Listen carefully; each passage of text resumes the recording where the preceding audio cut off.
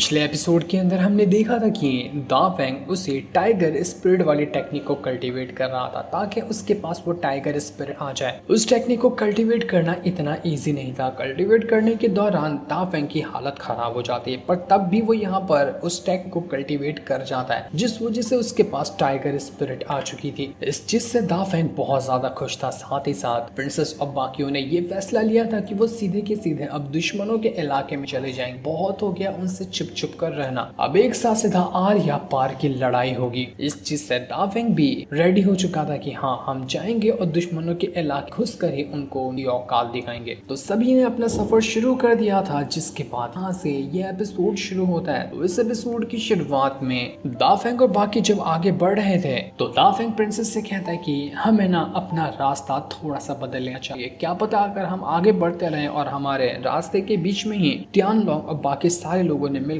पर हमला कर दिया तो हमारे पास ना यहाँ से आगे जाने के 3 रास्ते हैं। तीनों में से एक रास्ता हमें चुनना चाहिए, जो रास्ता किसी को भी ना मालूम हो। हमारा मेन टारगेट तो है कि कैपिटल सिटी में जाना, तो सबसे पहला जो रास्ता है वो वही है जिस रास्ते से अभी हम गुजर रहे हैं। और मेरे ख्याल से अब तक के टियानलोंग और सभी को इस रास्ते के बारे में पता चल गया होगा कि हम यहाँ से गुजर रहे हैं। सबसे पहले हमें ये रास्ता छोड़ना पड़ेगा। उसके बाद दूसरा रास्ता है जो कि माउंटेन से होकर गुजरता है। माउंटेन से जाने में भी हमारे लिए खतरा है कि वहां पर न जाने किसके बीस्ट वगैरह हो सकते जो हमारे ऊपर हमला कर दे, तो इसलिए बचता है आखिरी रास्ता स्नो वैली। स्नो वैली की तरफ से ही हमें जाना चाहिए। वो जगह भी खतरनाक है, लेकिन अगर हम वहां पर जाते हैं ना, टियानलोंग और किसी को भी यकीन ही नहीं होगा कि हमने इतना खतरनाक रास्ता चुना है और हम आसानी से वहां से आगे बढ़ पाएंगे सभी दुश्मनों को चकमा दिए हुए। तो क्या कहती हो प्रिंसेस, कैसा लगा ये मेरा प्लान? जिस पर प्रिंसेस कहती है कि बिल्कुल बड़ी कमाल का प्लान बनाया तुमने दाफेंग। तो ठीक है, जैसा तुमने कहा है ना, हम स्नो वैली से ही आगे बढ़ने वाले हैं। तो सभी लोग यहाँ से अपना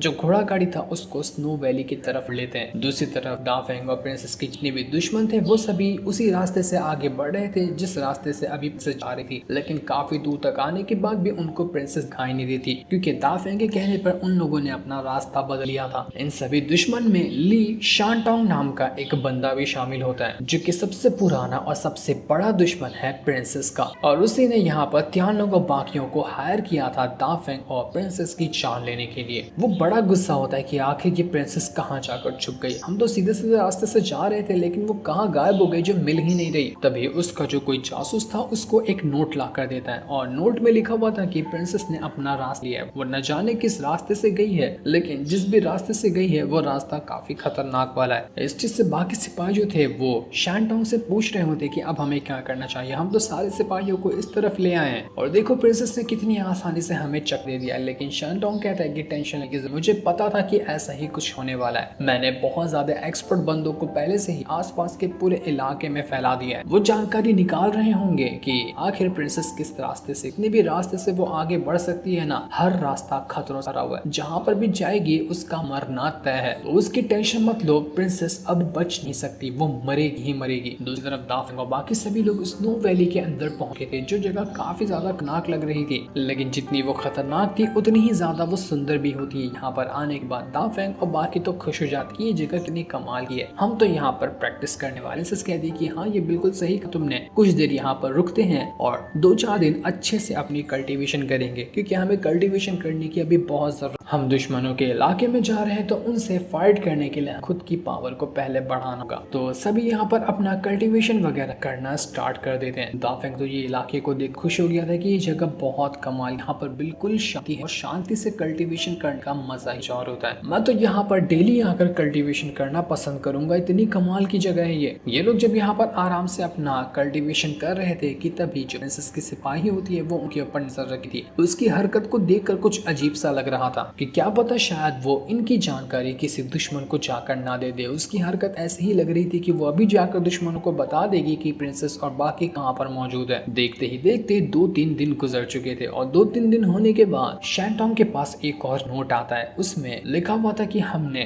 काफी कोशिश की, लेकिन प्रिंसेस का कोई पता नहीं वो आखिर किस बिल में जाकर घुस चुकी है। जो सुनकर शानटोंग का खराब कि आखिर ये कहाँ भाग कर चली गई। तुम सब नल्ले हो, किसी काम के तुम लोग नहीं हो, इतना सब प्रिंसेस को ढूंढ नहीं पाए। मैंने कितने लोगों को लगाया था पूरे इलाके में फैलाकर, पर तब भी तुम्हारे नजरों के सामने से निकल गई वो प्रिंसेस। लेकिन कोई बात नहीं, बकरे की माँ आखिर कब तक के खैर मनाएगी। कभी ना कभी तो वो मेरे हाथों में आएगी, जिस दिन ना आएगी तो मैं उसको काट कर खत्म कर दूं। जीले प्रिंसेस, जितने दिन और ज्यादा जिंदा रहना चाहती है, जिस दिन मेरे सामने आई उस दिन तेरी जिंदगी का आखिरी दिन होगा। तो वहीं दूसरी तरफ दाफेंग और बाकी सारे लोग वहां पर आराम से अपना बैठे होते हैं और बैठकर खाना पीना खा रहे थे। जो खाना था वो दाफेंग को उतना ज्यादा टेस्टी नहीं लगता। वो कह रहा था कि अगर कुछ कमाल का बढ़िया बढ़िया को मिल जाता ना तो मजा आ जाता, काश ये चिकन ही मुझे खाने चाहिए। बहुत भूख लगती है जब भी मैं इसको देखता हूं। कितना टेस्टी खाना मेरे सामने पड़ा, लेकिन इसको काट करता। ये सुनकर चिकन जो था वो घबरा जाता है और तुरंत से वो वहां से घोड़ा गाड़ी के बाहर निकलकर भाग आया था। बाहर आने के बाद वो एक चिल्लाते हुए कह रहा था कि बस बहुत हो गया, अब मैं तुम्हारे साथ ही रहूंगा। मैंने तुम लोगों का सिर्फ इस्तेमाल किया था, तुम्हारी सिंपैथी का इस्तेमाल करके मैंने अपना ब्रेक थ्रू किया, और देखो तुमने मुझे वो किताब भी दे दी थी जिसकी मदद से आज मैं अपना ब्रेक कर पाया हूँ और मेरी पावर काफी ज्यादा इंक्रीज हुई है। मुझे अब तुम लोगों की कुछ, मैं जा रहा हूँ यहाँ से, बाहर में जाओ तुम लोग, बाय बाय। दाफ को काफी गुस्सा आ रहा था कि आखिर तू ऐसा कैसे, हमने यहाँ पर तुझे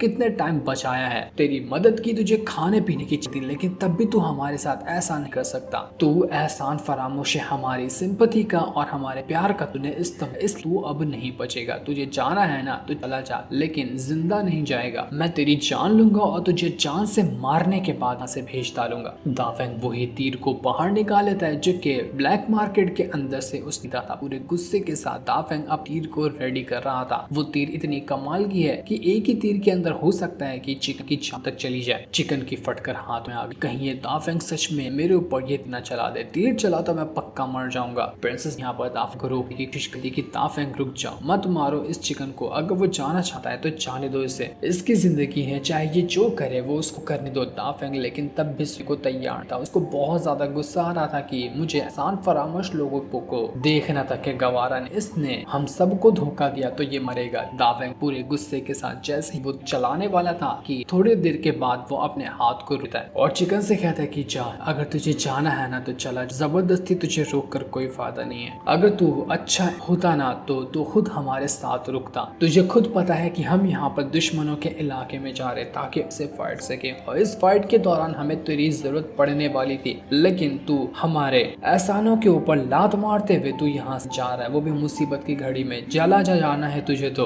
कोई जरूरत नहीं है, जो भी मैटर होगा उसको मैं अकेले हैंडल करने के लिए रेडी हूँ। तो चिकन कहता है कि चलो बढ़िया, अच्छी बात है, मैं जा रहा हूँ यहाँ से, तुम सबको बाय बाय। इतना कहने के बाद सच में चला जाता है। जो देख कर जूडी दाफेंग से कही थी कि दाफ क्या किया, देखो ये जाते जाते भी हमारी बेइज्जती करके गया है, अरे चलाओ ना तीर, काट डालो इसको, मैं भी तुम्हें इसको पका कर खिलाऊंगी, तुम्हें इसको खाना था ना। लेकिन दाफेंग कहता है कि छोड़ो, भगाओ इसको, कोई मतलब नहीं है इसको मार कर, अपना कल्टीवेशन वगैरह पे ध्यान दो, हमें अब प्रैक्टिस करनी है। इस बात दाफेंग और बाकी सारे लोग वापस से अपनी कल्टीवेशन वगैरह शुरू हैं। कुछ दिनों तक के वो दोबारा से यहाँ पर कल्टीवेशन कर रहे थे। दाफेंग अब कल्टीवेशन कर रहा था तो प्रिंसेस अपना बाल वगैरह सब, उसको खाली स्टाइल मारने से ज्यादा मतलब था। उसी तरह से बाकी सारे लोग भी अपना अपना काम में बिजी थे, जैसे कि जूडी खाना बना रही थी और वो जो सिपाही थी वो अपना प्रैक्टिस वगैरह कर रही है ताकि दुश्मन जब आए तो वो उनके साथ फाइट कर सके। लेकिन ये लोग अपना काम कर ही रहे थे कि तभी वहां पर उड़ते हुए वो चिकन दोबारा से पहुंचा। यहाँ पर के बाद उस चिकन का पूरा मुंह उतरा हुआ था, लग रहा था कि उसको गलती का एहसास हो गया कि दाफ को नहीं छोड़ना चाहिए था, इसलिए वो वापस आ चुका है। जूडी उसको देखकर गुस्सा हो जाती कि तू चिकन, तू वापस आ गया, देख मेरे हाथ में बड़ा वाला चाकू है, इस बार तू आया ना तो मैं तुझे जान से मार, तू मरेगा। पिछली बार दाफेंग ने तो तुझे छोड़ दिया था, लेकिन इस बार मैं नहीं छोड़ूंगी। लेकिन चिकन उन लोगों को चिल्लाते भी कहता है कि अरे नहीं नहीं, रुक जा, मेरी बात तो सुनो, मुझे पता है कि मुझसे गलती हो गई, तुम लोग को नहीं छोड़ के जाना चाहिए था, मैं तुम्हारे पास वापस आ चुका हूँ और मैं अब से तुम्हारे साथ ही रहना चाहता हूँ। मैंने बाहर की दुनिया 2-3 दिन के अंदर देख ली कि वो कितनी खतरनाक, कितने सारे पक्षी वगैरह जो मेरी जान लेके पीछे पड़े हैं। अकेले रहूंगा तो पक्का मारा जाऊंगा, इसलिए मुझे तुम लोग का साथ चाहिए, माफ कर दो प्लीज, आगे से कभी भी यहाँ से जाने की कोशिश नहीं करूंगा। मेरी दो सिर्फ छोटी सी शर्त है, अगर तुम मेरी दो शर्त मानते हो ना तो मैं अपनी जी जान लगाकर तुम्हारी करूँ और तुम्हें हर खतरों से बचाने की भी कोशिश करूंगा। तो दाफेंग कहता है कि अब आया ना ऊंट पहाड़ के नीचे, बता कि तेरी शर्त क्या है, अगर मुझे वो शर्त सही लगी ना तो मैं वो तेरी शर्तें मारने के लिए रेडी हो जाऊंगा। तो वो चिकन जो था वो सबसे पहले अपनी शर्त बताता कि पहले मेरी शर्त है कि तुम लोग मुझे परेशान नहीं करोगे, तुम लोग एनी टाइम मुझे धमकी देते हो कि अभी मुझे पका कर खा लोगे, इससे मैं डर जाता हूँ यार, और मेरा सीना ऐसा धक धक होने लग जाता है, इसलिए मैं डर कर भागने की कोशिश करता हूँ। लेकिन अगर तुम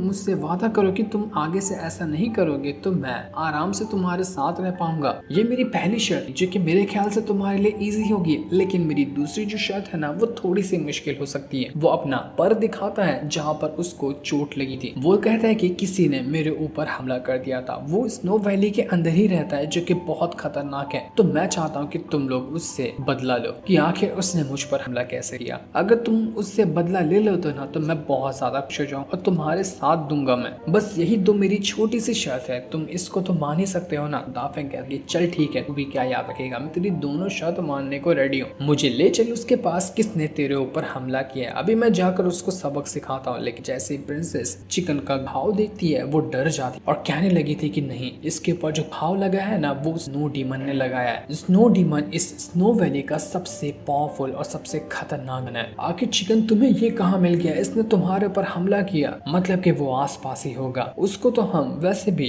जल्दी नहीं मार पाएंगे क्योंकि वो बहुत ज्यादा स्ट्रांग है। ऊपर से शानटोंग जो है ना उसका सबसे अच्छा दोस्त है, बिल्कुल भाई की तरह है वो शानटोंग के। जैसा शानटोंग करने कहता है स्नो डीमन वही करता है। तो अब हमें और ज्यादा संभल करना पड़ेगा कि हमारा एक और दुश्मन है जो कि स्नो डीमन बन गया है। अब वो हमारे आसपास ही मौजूद है, न जाने कब वो यहाँ पर आकर हमारे ऊपर हमला कर दे, तो इसलिए जरा सावधान रहना। ये सुनकर सारे के सारे लोग घबरा जाते हैं कि अब ये नई मुसीबत कहाँ से आ रही है। लेकिन दाफेंग को कोई फर्क पड़ा था कि स्नो डीमन है या उसका बाप ना, मैं यहाँ पर सबको हरा दूंगा और उनको ये औकात दिखाऊंगा। जो सीन दिखाते ही ये एपिसोड यहीं पर हो जाता है। थैंक्स।